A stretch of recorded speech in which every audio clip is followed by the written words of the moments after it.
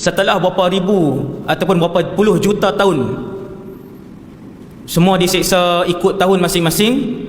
Kemudian Allah mengarahkan siapa yang ada di dalam hatinya iman, walaupun sebesar zarah, boleh keluar daripada neraka, mereka tidak kekal. Maka keluarlah seorang demi seorang, lalu dimandikan dengan air daripada sungai syurga. Ni nak pulihkan, dia sudah menjadi arang, kata Nabi, fahman, dah menjadi arang. Laki yang terakhir ni dia pun keluar. Dia berjalan, kemudian terjatuh, merangkak, kemudian terjatuh, menyulur, kemudian terjatuh. Yang di bawah tu apa dia? Yang macam askar tu, kita jalan, orang panggil apa tu? Orang Kedah panggil menyulung. Sini apa dia? Merangkak tu kan? Yang dia bawah, yang di bawah lagi tu. Merangkak, menyulur. Lelaki ni keluar terakhir daripada neraka, berdiri berjalan sekejap jatuh, merangkak jatuh, menyulur di bawah jatuh, berdiri balik. Kemudian api neraka dia ikut lagi, api neraka masih menyampar. Wa tasfa'uhu an-naru marrah. Nabi kata api neraka yang saki-baki sisa-sisa tu masih ikut dia. Dia ngelak macam tu. Tuan-tuan faham tak keadaan tu waktu keluar daripada neraka tu? Bila dia dah lepas daripada neraka, dia kata alhamdulillahillazi najjani minki. Segala puji bagi Allah yang telah menyelamatkan aku daripada kamu. Dia tengok api neraka, pengalaman duduk dalam neraka. Tuan-tuan bayangkan, dia adalah manusia yang paling lama yang berada dalam neraka di kalangan ahli syurga. Ada yang tak faham? Umat Nabi Muhammad yang masuk neraka tetapi masih berbaki iman, tak pernah mensyirikkan Allah, menghina agama Allah, dia ada peluang untuk masuk syurga. Lelaki ini adalah lelaki yang paling lama dibakar di dalam neraka, dia ni, di kalangan ahli syurga. Bila kali terakhir dia keluar masih disambar oleh api-api kecil daripada neraka, dia pun lari macam tu, dia pun tengok, dia kata alhamdulillah, Allah SWT selamatkan aku. Laqad a'tanillah, dan hari ni Allah Ta'ala bagi kepada aku. Tuan-tuan tengok apa disebut dengan mulut dia. Hari ni Allah telah bagi kepada aku satu pemberian yang Allah tak pernah bagi kepada mana-mana orang dahulu dan hari ni. Dia ingat Allah keluarkan dia daripada neraka buat selama-lamanya, Allah selamatkan dia daripada api neraka, yang itulah nikmat yang paling besar dalam alam ni. Padahal dia adalah lelaki terakhir daripada neraka. Dia tu yang terakhir. Dia sebut macam tu. Dia kata alhamdulillah, Allah selamatkan aku, dan inilah nikmat yang paling besar yang pernah diberikan kepada semua makhluk. Dia ingat dia dapat. Kemudian dia pun berjalan ke mana tuan-tuan? Sirat, titian. Titi sirat tetap kena naik, siapa pun dia, walaupun Nabi Muhammad SAW, tetap kena lintas. Cumanya Rasulullah dengan VVVIP yang di kalangan umat Nabi Muhammad yang masuk syurga tanpa ditimbang tadi, langkah kaki kanan di atas titi sirat, kaki kiri dah duduk depan halaman syurga. Bukan masuk syurga lagi, duduk depan pintu dah. Sekelip mata aja langkah sampai. Ada orang setahun, lamanya ustaz berjalan atas titik, ya, bawah neraka, nampak api naik, warna apa? Hitam. Ada orang 5 tahun, lamanya ustaz, ya, dan ada orang 100 tahun di atas titik sirat itu. Hasbunallah wa ni'mal wakil, 100 tahun. Selepas 100 tahun, bukan sampai depan pintu syurga, jatuh, masuk ke bawah. Laki ni naik titik sirat, macam itulah. Sekejap dia merangkak, sekejap dia berdiri, sekejap dia jatuh, tapi bukan jatuh ke neraka, jatuh atas titik sirat, bangun balik, macam itulah sampai depan pintu syurga. Dia pun langkah kaki, bukan masuk syurga tuan-tuan. Pintu syurga, ruang di depan itu luas. Tuan-tuan pergi istana, buka pintu pagar istana, terus masuk dalam istana kah? Belum lagi. Taman istana. Inilah taman syurga, belum masuk syurga lagi. Lelaki ni bila dia sampai, dia pun nampak satu pohon yang besar, nampak daripada jauh. Dan kemudian dia nampak ada sungai yang mengalir. Dia kata, Rabbi, ya Allah, boleh tak dekatkan aku dengan sungai dan juga pohon besar itu? Tuan-tuan, lama duduk dalam neraka, dia nampak sungai syurga yang Allah buat daripada susu, yang Allah buat daripada madu, yang Allah buat sungai syurga. Dia tengok, Allahu Rabbi, pohon yang rindang. Kalau tuan-tuan pergi negara Europe ke kan, Turki, tuan-tuan tengok pemandangan itu, kalau Allah izinkan untuk tuan-tuan tinggal di situ pun tak apa dah. Pemandangan pokok, saya pernah tengok pokok 5-6 batang, tapi itu sungai. Termenung saya di situ, termenung tengok, Allahu Rabbi. Tengok tu termenung, berhenti di situ tengok pokok yang rindang tu, tengok air yang mengalir di bawah.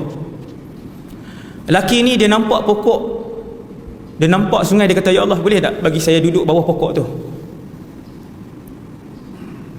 Tuan-tuan, dengan siapa dia berbicara? Allah Rabbul Alamin. Siapa yang sambut lelaki terakhir dalam syurga ni? Allah Rabbul Alamin. Dia kata, ya Rabb, adnini min hadhihi syajarah fali astadhilla bi dhilliha wa ashraba min ma'iha. Ya Allah, boleh tak bagi aku dekat dengan pokok tu, aku nak duduk di bawah pokok tu, nak berteduh, kemudian nak minum. Kata Allah, ya bena Adam, wahai keturunan Adam, kalau aku bagi, nanti aku risau kamu akan minta benda lain pula. Dalam keadaan Allah Maha mengetahui apa yang akan lelaki ni lakukan. Allah Ta'ala kata, wahai pemuda, wahai anak Adam, kalau aku bagi yang ni, sa'altani ghairaha, kamu akan minta benda lain. Dia kata, la ya Rabb, la. Fayu'ahiduhu Allah, dia berjanji dengan Allah. Fayu'ahidullah, janji, dia kata janji, tak minta. Allah Ta'ala pun bawa dia, maksudnya izinkan dia, dia pun pergi bawah pokok tu, dia pun duduk seronok minum. Tengah-tengah duduk minum, rehat di bawah pokok tu, dia nampak di depan lagi pokok lagi besar dan sungai lebih luas dan lebih cantik. Dia pun bangun, dia kata, ya Allah, buat dah. Tengok perangai manusia. Dia kata, ya Allah, kali ni ya, boleh tak pokok depan tu lagi, sebab pokok tu lagi luas daripada pokok ni. Allah Ta'ala kata, alam ta'had ni, bukan tadi dah janji kah? Dia kata, ya Allah, kali ni je. Tuan-tuan tengok perangai manusia. Dan tuan-tuan lihat betapa kasihnya Allah kepada manusia. Saya pernah ceramah tajuk tu dalam IKIM FM. Betapa kasihnya Allah. Allah Subhanahu Wa Ta'ala ni, kata Rasulullah, sangat kasihkan kepada kalian. Allah lebih sayang kalian daripada ibu dan ayah kalian, kata Rasulullah.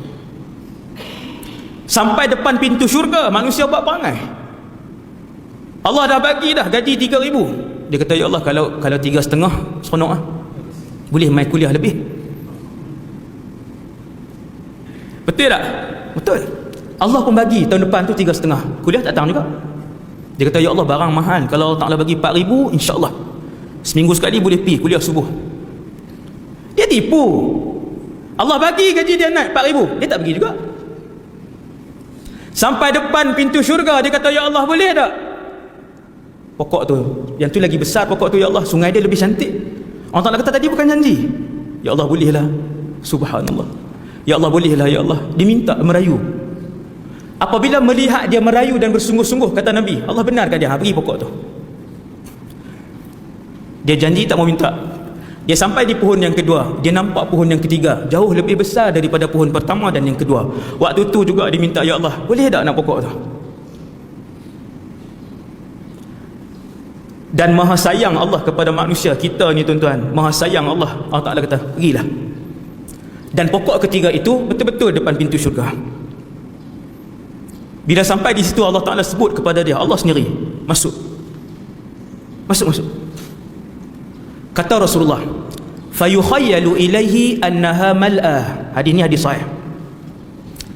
Tuan-tuan tahu apa berlaku? Allah Subhanahu Wa Ta'ala bergurau dengan lelaki ni. Lalu Allah buat syurga seolah-olah penuh. Tuan tengok sifat Allah. Lalu Allah bergurau dengan lelaki ni. Kata Rasulullah, Allah buat syurga seolah-olah penuh, kuasa Allah.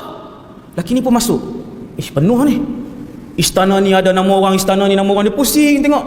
Dia pun keluar balik ke pintu syurga. Ya Allah, innaha mal'a. Ya Allah, penuh syurga. Allah Ta'ala kata, tidak.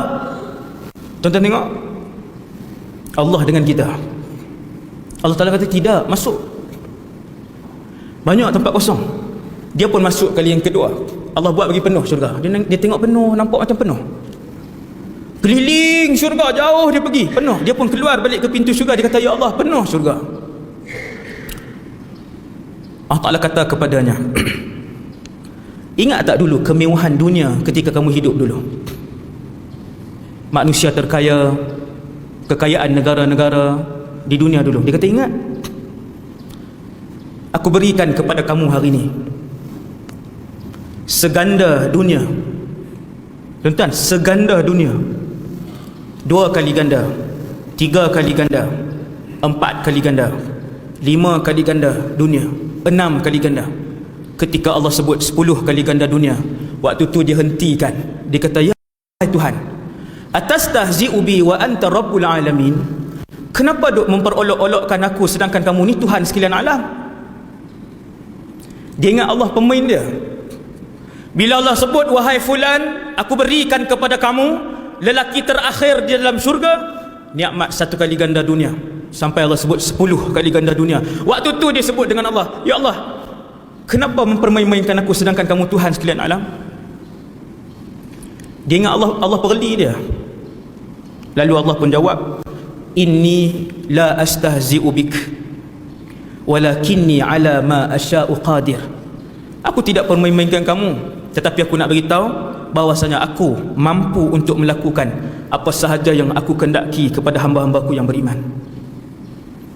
Tuan-tuan, kalau lelaki terakhir macam tu kekayaan dia, kalau lelaki terakhir begitu sekali kemewahan dia, kenapa hari ini kita bertungkus lumus bermati-matian mengejar dunia? Kenapa kita hari ini bermusuh dengan ibu dan adik-beradik semata-mata kerana berebut harta dunia? Berebut, musuh dengan abang adik, tak bercakap berbelah-belah tahun. Banyak sangat ke yang kita dapat?